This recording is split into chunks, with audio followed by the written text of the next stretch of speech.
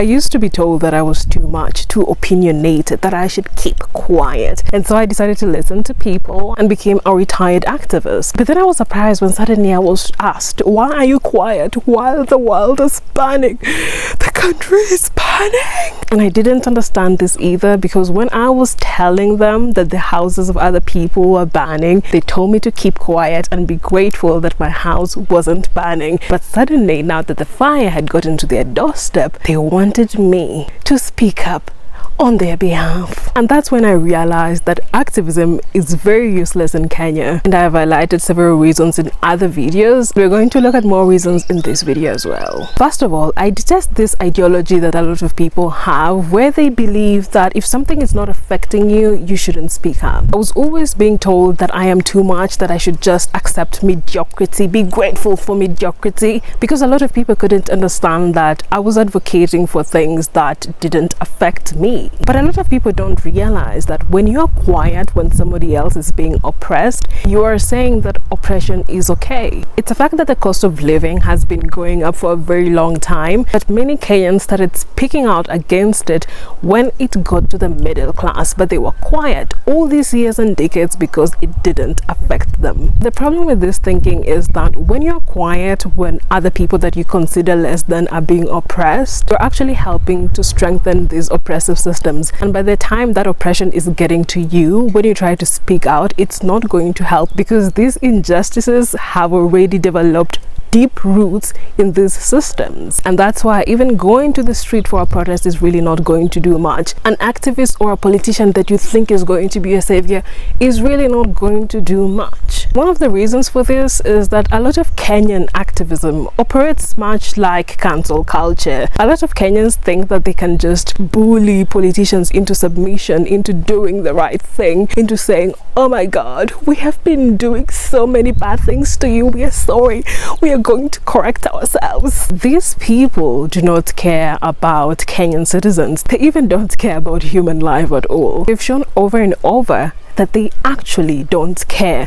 But because people think this is like cancel culture, where you will call out someone, then they will recognize, the mistake they've done and apologize. They keep on getting shocked when these politicians are actually not remorseful and they continue doing these atrocious things. In fact, it's like they've gone to the next level of all kinds of atrocities that they can do to Kenyan citizens. But somehow, people somewhere are still thinking that they can convince these politicians and leaders or these oppressive systems to see them as human beings. They don't care about you. They've shown you over and over that they don't care about you, but somehow you're not listening. While you're crying about not being able to put food on the table, they're thinking about how to extend their terms from 5 years to 7 years. It's literally like being on a battlefield and your opponent is using all kinds of military strategies and technologies to obliterate you, but you're just focused on waving the white flag, which they don't even care about. When are you going to realize they don't care? There's also the fact that a lot of Kenyans actually don't want these bad leaders to be removed from office, because these bad leaders give these many Kenyans an excuse for unchecked bad behavior. It's really easy to blame the president for corruption, these elected leaders for all manner of corruption and atrocities, but really when I look even at my own village, there are many people that are actually involved in these corruption scandals, albeit at a very small scale level. There are many people employed as cowboys who will often steal 5 to 10 liters of milk from their employers. Then they add water to the rest of the milk that is going to be sold. There's a group of young men who are stealing cows from people in my village. There are so many moving abroad scams that are currently going on. And you know, the funny thing is that these people are not being punished. When you really look at it, a lot of people like to blame elected leaders, but they're just a representation, or rather a reflection of a lot of Kenyan people. And that's why even if these corrupt ones are removed or impeached from office, they will just be replaced by corrupt people. I was watching the news the other day. It was about the recent fire tragedy that happened in Indonesia, and one of the parents were talking about how the children need to go back to school because staying at home is really not helping them. This was just a normal accident. They're going to get over it. And I was really surprised. Like, children died in this fire. tragedy, and here you are saying that the children that are at home should hurriedly go to school because you're tired of having your children at home. You would rather your children go back to an environment that traumatized them, an environment where they saw their friends getting burned to death, than have them at home. But yet you think that the government is the problem. What is the difference between that and the current Kenyan leaders telling us young people to leave the country to go and find a living there, instead of them creating a healthy environment for us to have jobs here and to start our own businesses? This is one of the reasons why even Kenyan leaders can't take Kenyans seriously, because even when you talk about activism itself, a lot of Kenyans prefer to do online activism. Of course, there's nothing wrong with that, but the problem is it doesn't really work most times, especially when it comes to moving the needle on the tangible issues that face people on a day-to-day basis, because a lot of people see this as an online event. Oh wow, people are talking about this on Twitter today, it's online activism day. Oh wow, we are going to the street. Oh my god, it's an event that people want to talk about. I was there, did you see, a picture of me was taken, we ran. Many people fail to realize that yes, this kind of activism of going to the streets or online activism is just a small piece of the puzzle. In order to actually create tangible change, it takes a very long time. You need to put in your time, your energy, your resources, and to ensure that you're actually building or coming up with policies that are going to be beneficial for everyone. According to sociology, it takes at least 25 years for change to happen. These street protests have actually been strategically sold to you as a way for you to use your voice or make yourself heard. But a lot of these leaders in power know very well that a lot of people most of the time have a lot of anger because of how they are mismanaging resources, and so they see these street protests as a way for majority of people to release their steam, because you're going there and you're shouting and you're with others and you feel like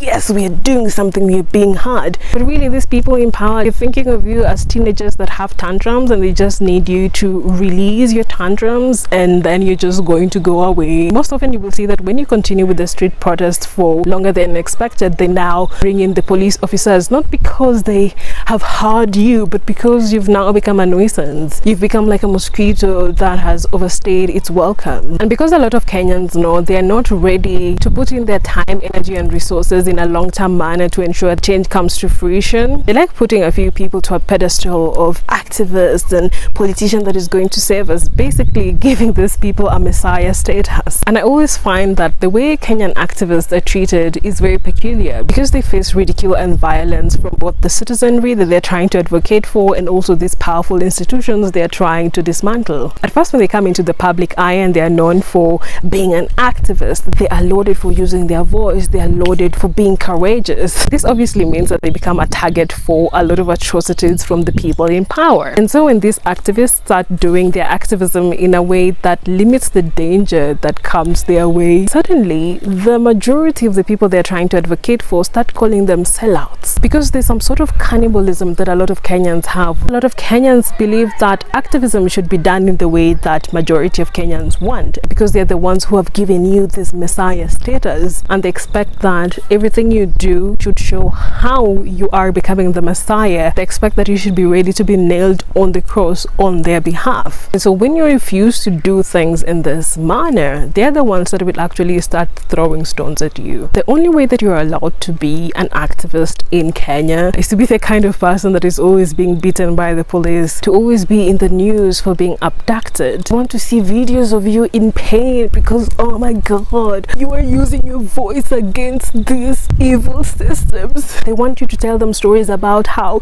some of your body parts don't even function very well because of the torture that you've gone through, because, oh my god, you are a savior of the people. If you refuse to become this kind of activist, will call you a sellout. They will say that you've been paid by people in Western countries. In fact, the people you are trying to advocate for become the ones that are actually calling for violence on you.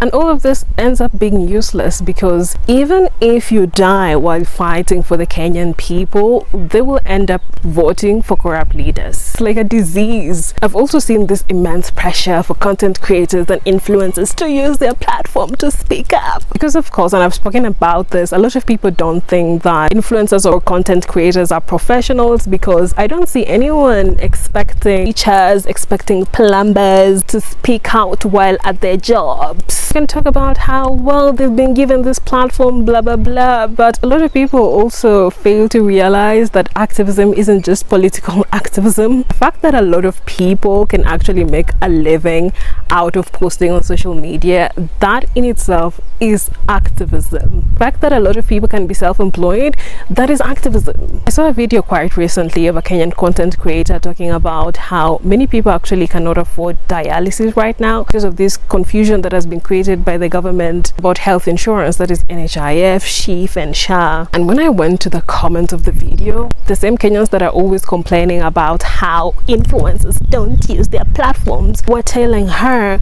to shut up because she's rich, she doesn't need health insurance. And this was really baffling, because how can you be telling people to use their platforms, but when they do, you tell them to shut up because it's none of their business? This reminds me of this idea that a lot of Kenyans have, that some people are qualified to talk about politics and others are not. So people will tell you, oh, just stick to fashion and makeup, don't talk about politics. When you really study the behavior and the psychology of Kenyans, you realize that majority of the problems that we have in Kenya are caused by Kenyans. And a lot of these problems are not being resolved because a lot of Kenyans don't want to do the work, create change, because doing the work actually means starting from the individual. This also reminds me that when you live abroad and then speak about the issues affecting Kenyans will tell you, this is none of your business. You went abroad, you have a comfortable life, you should focus on your life there. It's as if the moment you leave the country, you stop being a Kenyan. But it's also funny how if you achieve success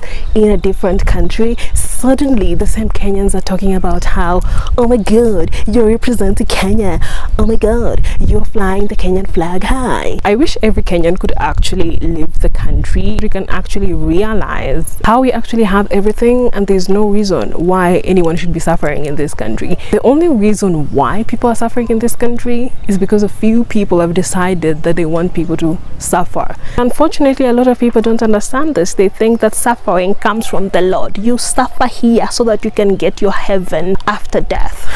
I also find it incredibly fascinating that even when a lot of people are currently suffering because of the bad policies from the bad governments that we have, a lot of people don't think that is as bad, and instead they're using their time to complain about how men are not allowed to molest young girls. There are men who cannot put food on the table right now because the cost of living is so high. But they think that, oh my god, this is not a huge problem as the fact that there are so many men who are in prison because they raped girls. How does this make any sense? And this reminds me that one of the reasons why I actually stopped being an activist is when I realized that a lot of people do not want to eradicate oppressive systems. They just want the power to oppress other people. And this is something in the past years that has come up in feminism, where people realize that a lot of white women don't want equality for all women. They just want to have the power to also oppress other women. I've also realized that a lot of poor men just want to have power to oppress women and girls without consequence, as rich men do, because in a country like Kenya, justice is determined by the amount of money you have. So if you do a lot of wrong things to women and girls and you have money, well, nothing's gonna happen to you. And this is exactly why activism is an individual issue. You can't change bad policies without changing individual worldviews, which are influenced by culture, religion. Individuals have to challenge culture. Individuals have to start asking questions from a family level. The violence that a lot of politicians use against Kenyans that use their voices to advocate for change is actually a part of Kenyan culture. A lot of people think of violence as just physical, but it's also psychological, it's also verbal, it's also emotional. And these are weapons that Kenyans use against each other each and every day. And in fact, Kenya is known globally for cyberbullying, which is a form of violence. And I wonder why people celebrate it when they're like, oh my god, if you say anything, KOT is gonna come for you. You're celebrating being a violent person, and then you're wondering why your leaders are violent to you. Violence is a huge part of Kenyan culture because that is how we've been taught to react. Violence is always the solution. This is something we are taught everywhere, whether it's at home, school, in churches. In fact, when you say anything that a lot of Kenyans don't agree with, instead of them thinking, oh wow, that's a different way of saying something, they think it's okay for you to be verbally, psychologically obliterated. I've actually been told before that I deserve to die for speaking out on femicide. There's this culture on social media of tutamtembelee, tumsalimie. It's all about violence. It's promoting violence. When you look deeper into it, a lot of this violence is mostly fueled by tribalism and also misogyny. And when it comes to tribalism more especially, it's really going to take a lot more effort to get rid of it because it's cultural. It's even transmitted through generational trauma. There are so many young people today who are always like, oh, I don't speak my mother tongue, I'm not tribal. Just because you don't speak your mother tongue, it doesn't mean that you don't discriminate other people based on tribe. There is no way that you've grown up in a tribal family or tribal society and suddenly you're the one that is not tribal in any way. Because when you sit down and you hear these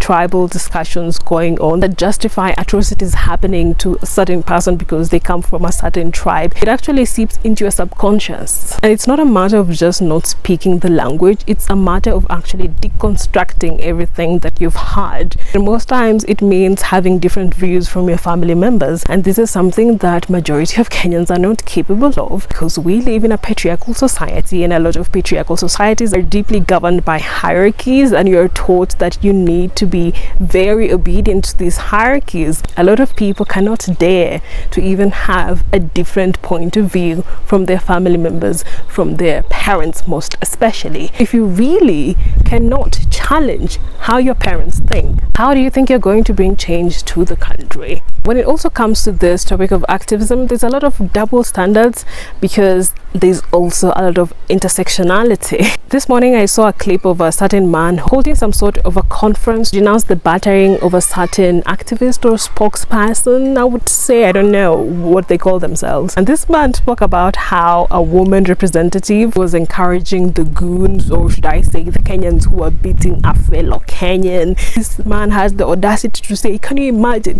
a woman representative? She's a mother. And I find such people so funny because, oh, so when it comes to a woman behaving like politicians do, suddenly she's a mother. But when the majority of the politicians are actually plundering the government, you're not even telling them, are you not fathers?